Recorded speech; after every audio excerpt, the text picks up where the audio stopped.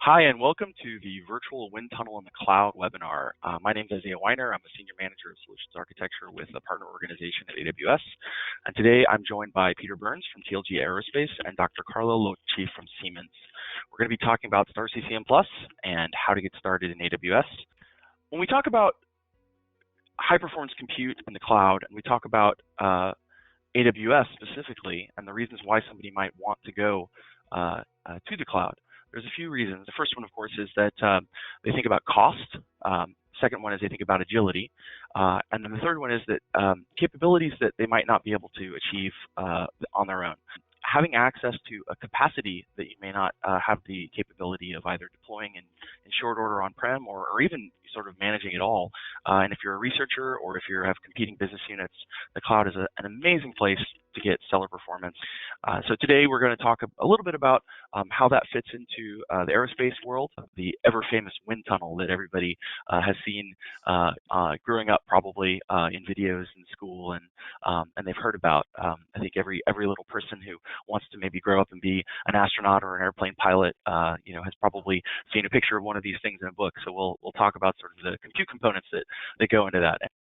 So as we find more and more customers turning to the cloud, we look at how we can work with our technology partners like Siemens to make it easier for end customers to take advantage of what's in the cloud. Now, what is in the cloud is a very, very large discussion. This is one of the reasons why the APN works so hard with our partners to make sure that end users don't have to think about, what part of this service am I going to take advantage of, or, what's my ramp up look like if I want to get started. So we try to make that really easy. But as you can see, there are a lot of things at your disposal inside of AWS.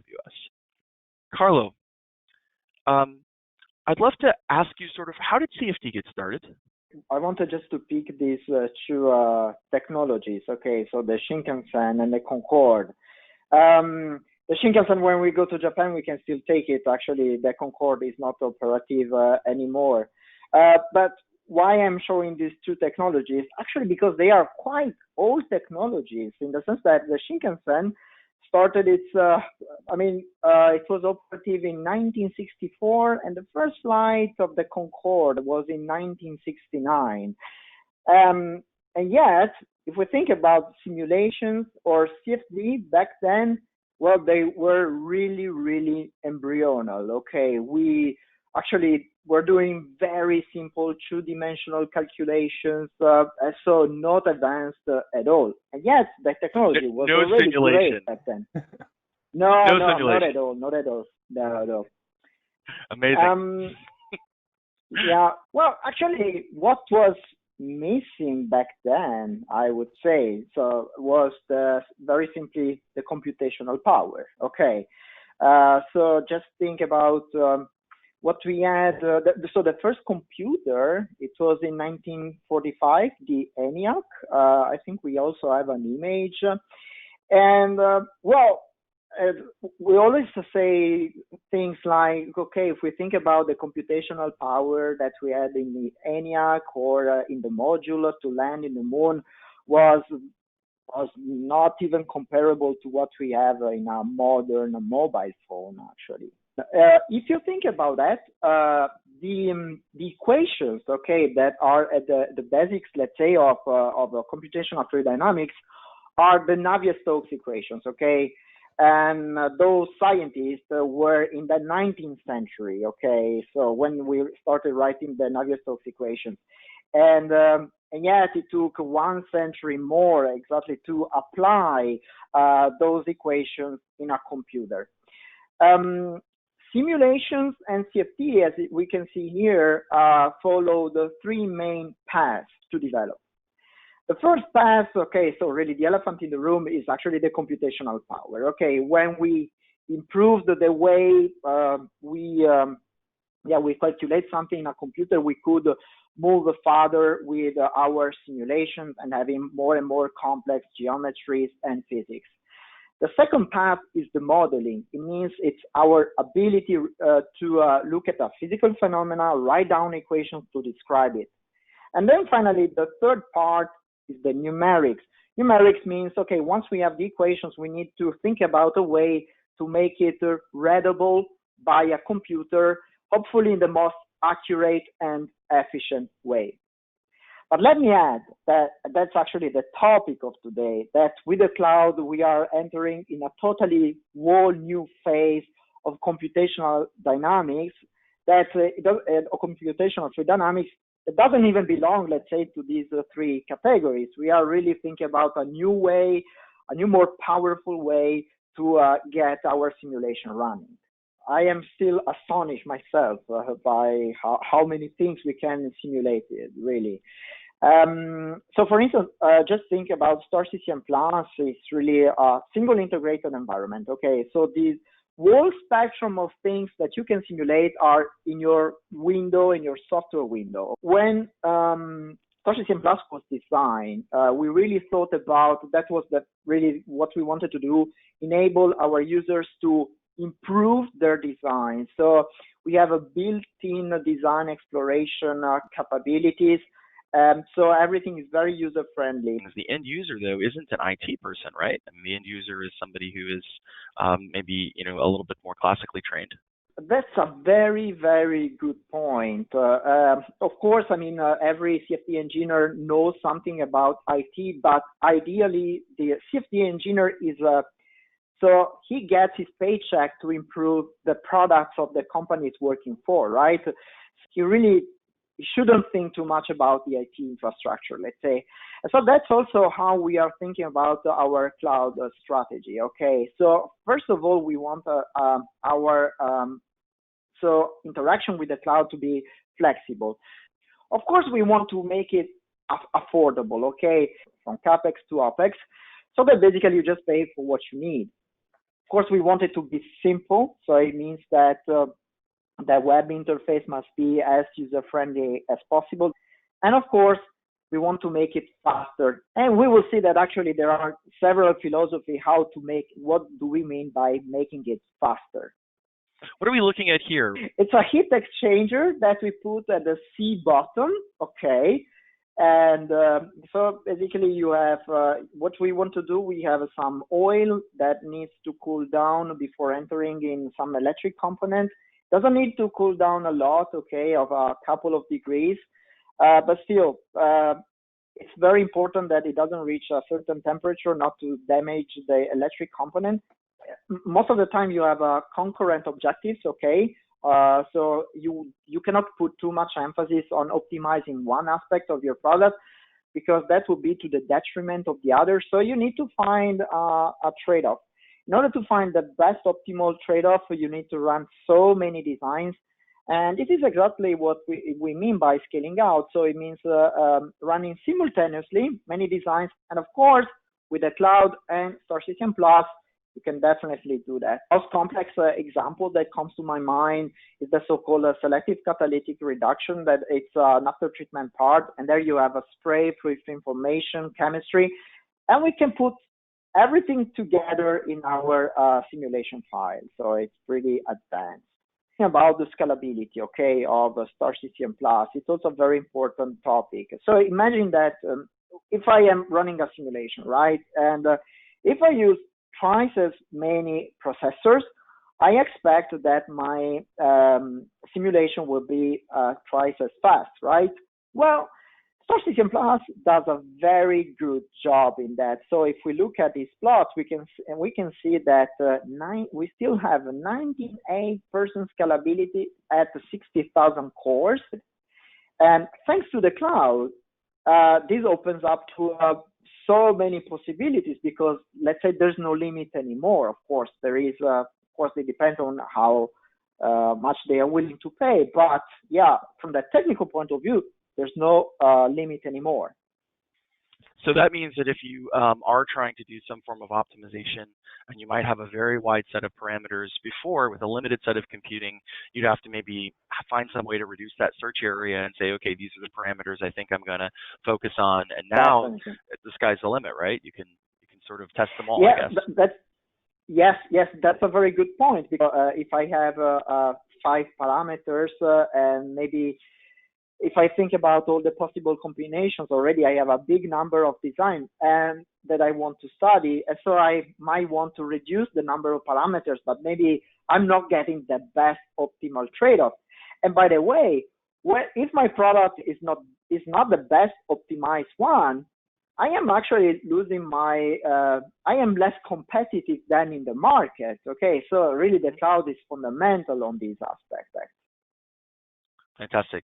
So, one of the things that customers always ask about is sort of, how is my cost going to scale relative to my infrastructure costs, so licensing costs. And I think one of the things that people love about STAR-CCM Plus is that your licensing costs don't scale with your hardware costs. This is a great segue, I think, into talking to Peter. Peter, you come to us from TLG Aerospace. This is your real job. That's correct. I also want to make a point when we were talking about the Shinkansen and the Concorde, and we said how are they designed? Well, they were designed with testing and physical models, right? We didn't always need computers to design things. And we started off talking about wind tunnels, and that's actually a technology that's been around for over 100 years. So what we're looking at now is advanced technology from early 1900s. It's the Wright brothers wind tunnel. So this is the wind tunnel the Wright brothers used, or at least something like this? Yeah, no, this is the actual Wright brothers wind tunnel. That's incredible. That's so cool.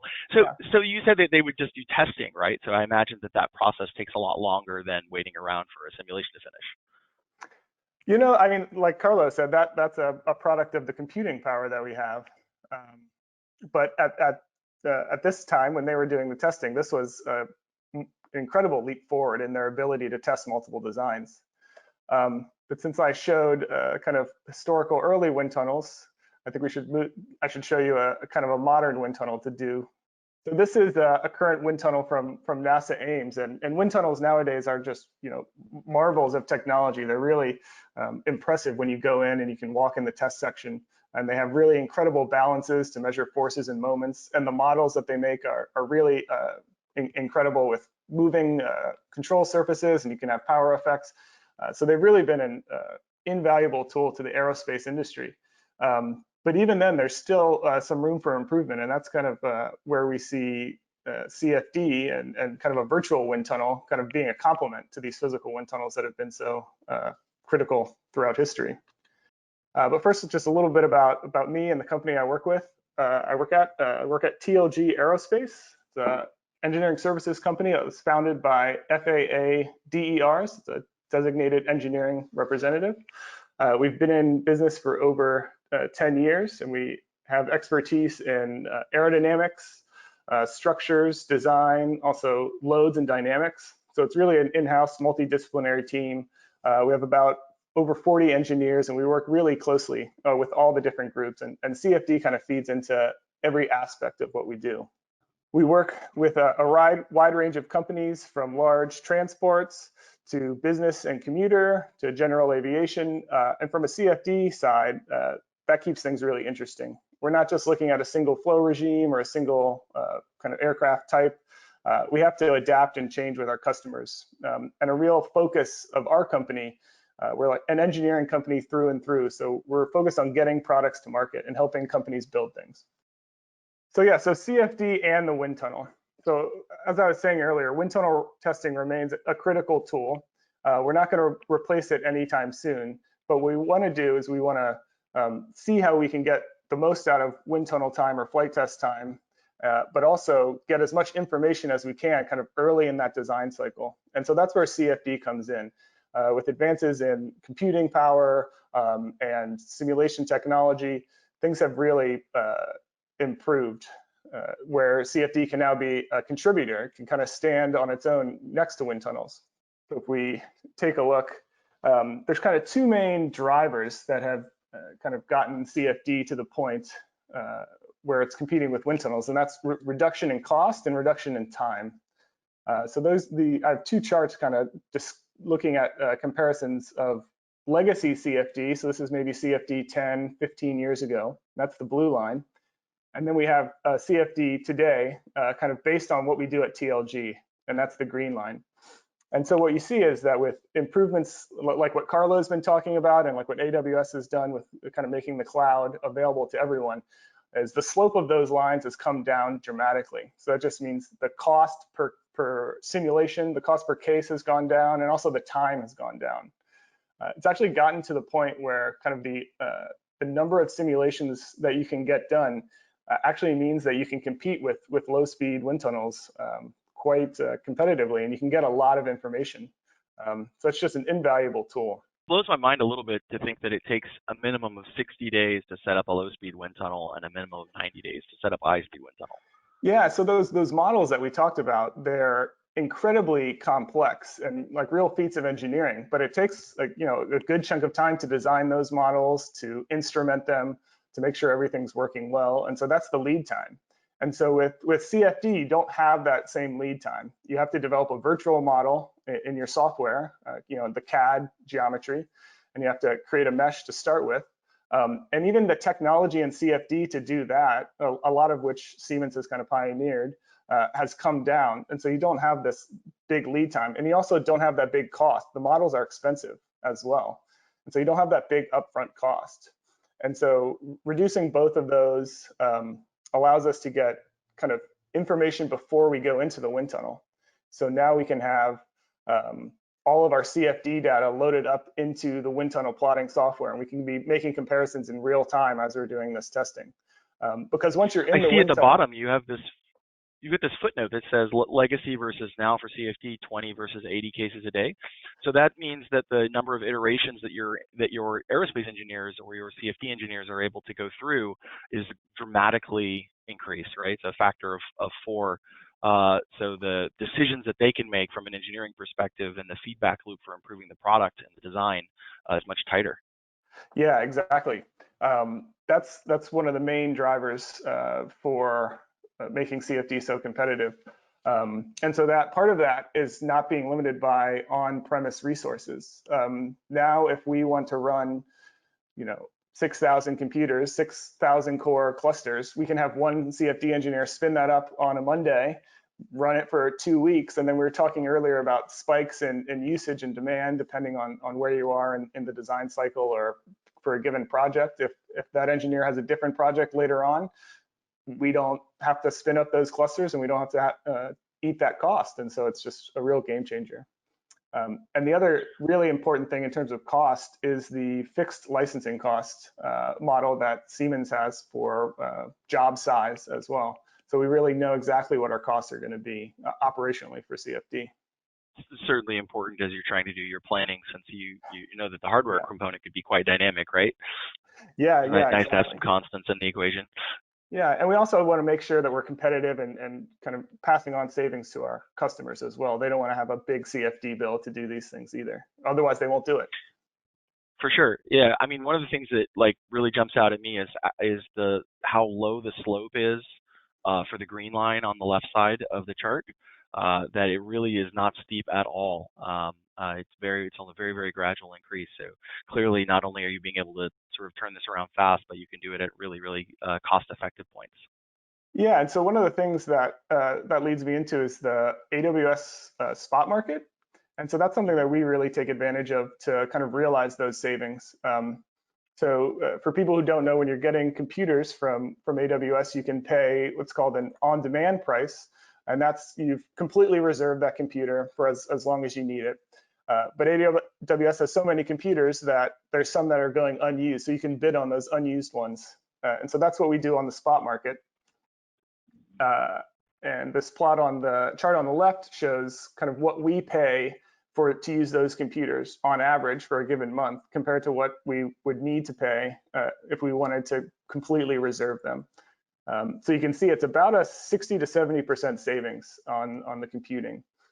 So there is some risk when you use the spot market. You could get kicked off, and so there's interruptions, but there's always strategies to mitigate against that and save your data as well. So we find that to be another real competitive cost savings that makes CFD so workable in today's environment.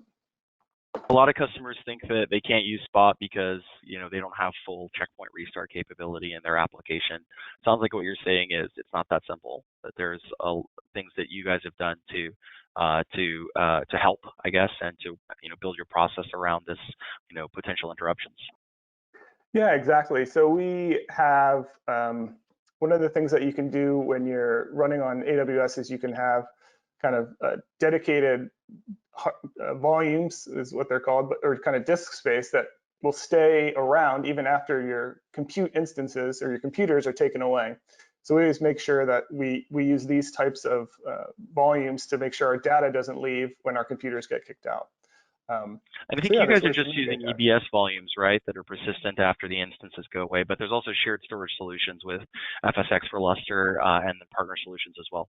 Exactly. There's a lot of different ways to do it. The other thing. And so has there been a seasonality for you on the spot interruptions?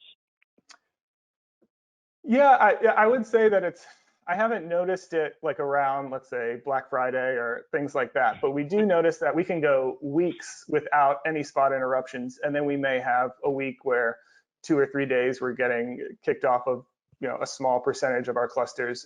But normally we can manage that. We can move around to different regions or different availability zones within a region, or maybe even different instance types. So there's a lot of options that we try to take advantage of. So flexibility is key. If you want to be able to take advantage of that low price and wide scalability, being able to make some compromises and have a flexible mental model for how you address it sounds like it's really important. Exactly, definitely key. Yeah. Okay. Another thing I wanted to talk about is scalability. And so what's interesting about scalability is that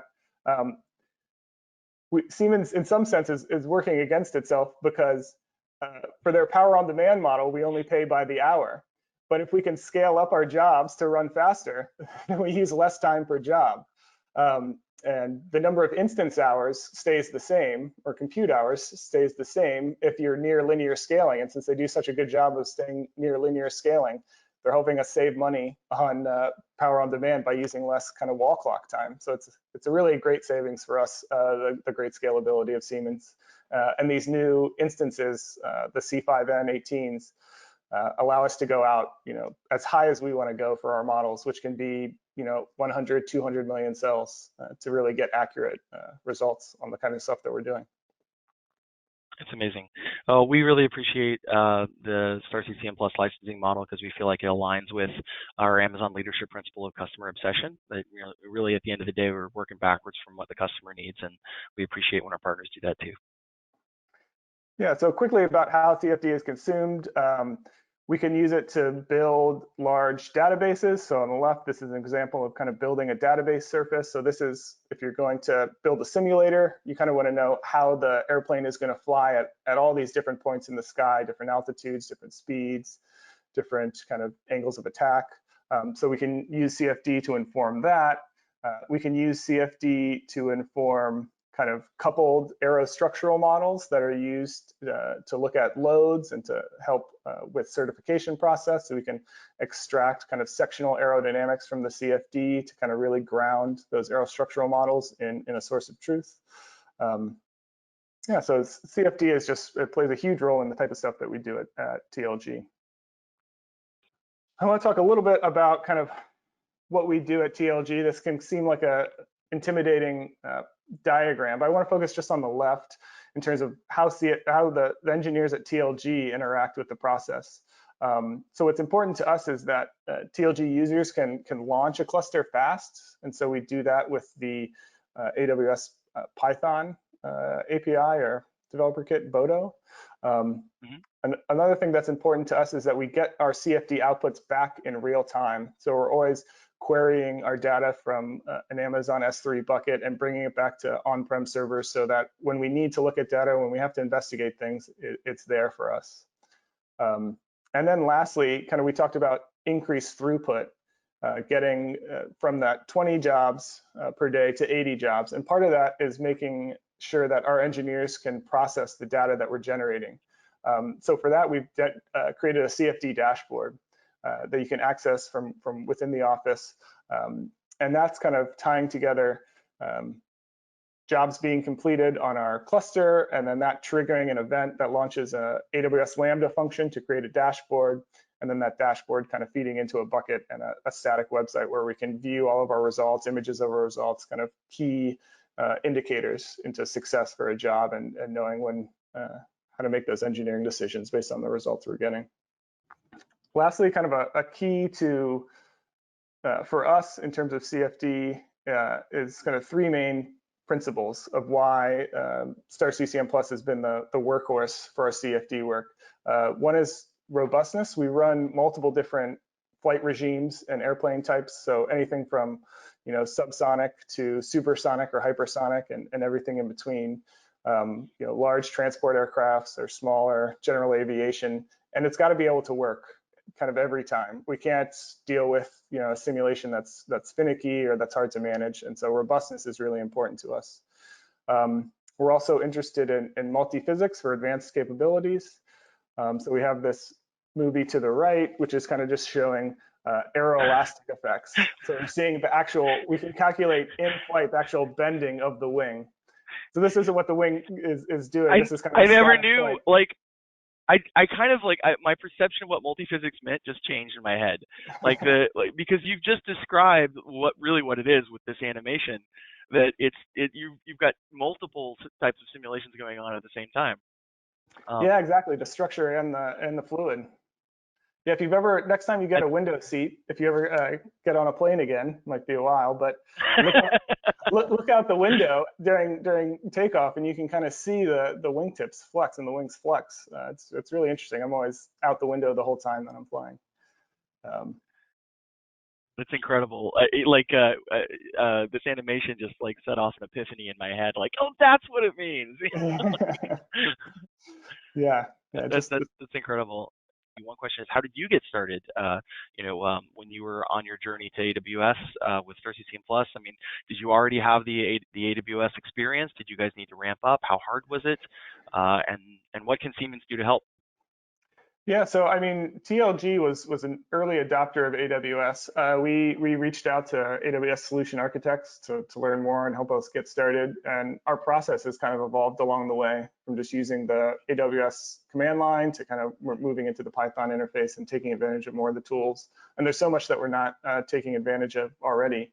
And from a Siemens side, just kind of what they've really done to help is kind of continually improve the scalability. I know each new version that they come out with sees improvements there. And they have the dedicated support engineer model. So they have kind of a resource at all times to help us with deploying our computing solutions and working on AWS. And so they've been integral partners in this journey as well. Any final remarks, Carlo? Yeah, so for me, as part of product management of STAR-CCM Plus, I am so really, I feel a sense of I'm really proud to see what engineers like Peter can achieve with our products. So it's quite amazing, and I'm very proud. Wonderful. Well, I'm very honored to have had both of you here today chatting with me, and thanks for not only the education, but thank you for all the hard work that you and your teams put into helping solve the problems of the world. And we look forward to seeing you guys next time. Thanks a lot.